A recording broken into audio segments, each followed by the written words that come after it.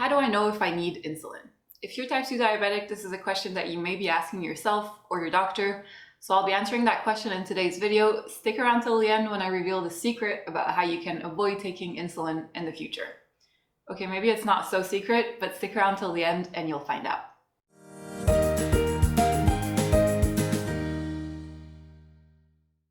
Hi everyone, and welcome to our Kasana Health channel. My name is Sarah. I'm a licensed pharmacist and I'm very passionate about diabetes education. My goal is to help increase your knowledge to help you end type 2 diabetes while taking fewer pills. So how do I know if I need insulin? Honestly, I hear this question a lot, and usually people are worried or scared of having to take insulin one day. And maybe it's because they, or you as well, have heard your doctor tell you, if you can't lower your blood sugar levels with these pills I'm giving you, I will have to put you on insulin. Raise your hand if you've heard this before. That's possibly why you might be thinking that one day you will inevitably end up on insulin, and it's also possibly because you've seen a friend or a family member end up on insulin. All this obviously doesn't help reduce the fear or worry that's often associated with having to use insulin. And I mean, I get it, it's normal to feel that way. It's one, not fun to give yourself injections multiple times a day. Two, no one really likes needles. Three, injections can be painful and leave bruises. Four, there are side effects to taking insulin, like weight gain, especially in the beginning as your body begins to get adjusted to it. And five, no one really likes needles. Wait, I've said this before, right?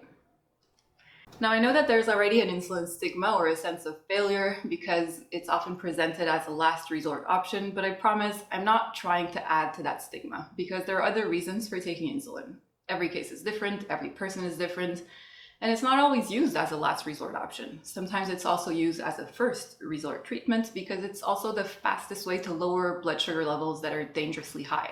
It's also the safest treatment for pregnant women, and it's the treatment for type 1 diabetics. So please remember, we can't judge anyone because they are using insulin.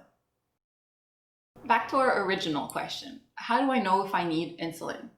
Well, the answer is technically there isn't a specific way to know if you need insulin. Insulin is simply one of the tools that can be used to manage blood sugar levels. Actually, it's one of the many pharmaceutical tools. But for all the reasons mentioned before, and the fact that doctors recognize that prescribing insulin means adding a lot of complications and burden to someone's life, it's often used as a last resort option, when nothing else works. From a more medical point of view, when nothing else works might actually mean that your diabetes has progressed to a stage where your body is no longer producing insulin. So in the beginning, when you're first diagnosed with type 2 diabetes, your body is still producing insulin. But that insulin isn't very effective, which means that insulin isn't doing its job of taking the extra sugar or glucose that's in your blood and bringing it inside your cells where it's needed to help you function and move. So if nothing is done to help your insulin become more effective, then your body tries to compensate by producing even more of that insulin that isn't effective. Eventually, it might get so tired of producing all this extra insulin that's not functioning properly that it might stop producing insulin altogether. That's when, from a medical point of view, you need to start insulin injections. All right, if you're still with me at this point, then you're probably wondering, how can I make my insulin more effective and avoid all of this? Excellent question. Now it's time to get to the not so secret that I promised you in the beginning. So listen closely. Whether you are on insulin or not, or whether you're taking diabetes medication or not, you should always, always, always be including non-pharmaceutical options in your diabetes treatment, which means eating better, moving more, sleeping better, and managing stress. These 4 lifestyle habits are non-negotiable. And as a pharmacist, I can't stress that enough. You have no idea how many times I hear people claim that they are not diabetic because they're taking their pills every day. But that's simply not true. Taking your medication alone without making lifestyle changes is never enough.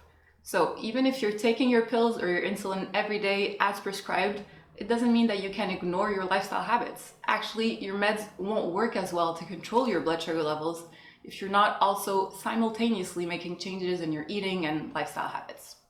So again, the 4 areas you want to work on are eating better, moving more, sleeping better, and managing stress. These 4 lifestyle habit changes alone are super powerful at managing your blood sugar levels. So You want to avoid being on insulin one day, or even better, you want to get rid of medication for type 2 diabetes one day.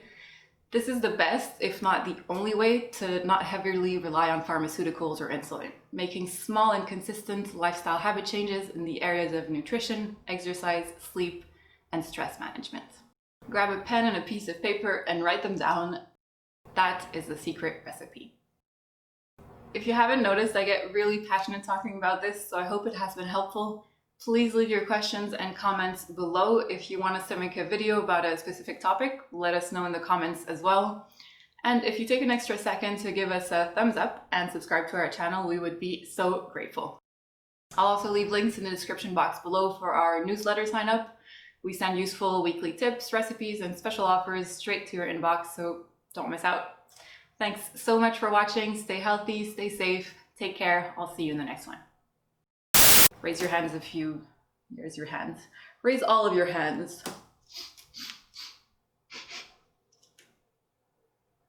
As well. That was weird. I will not say that again. I shall start over now. It's not always a last resort.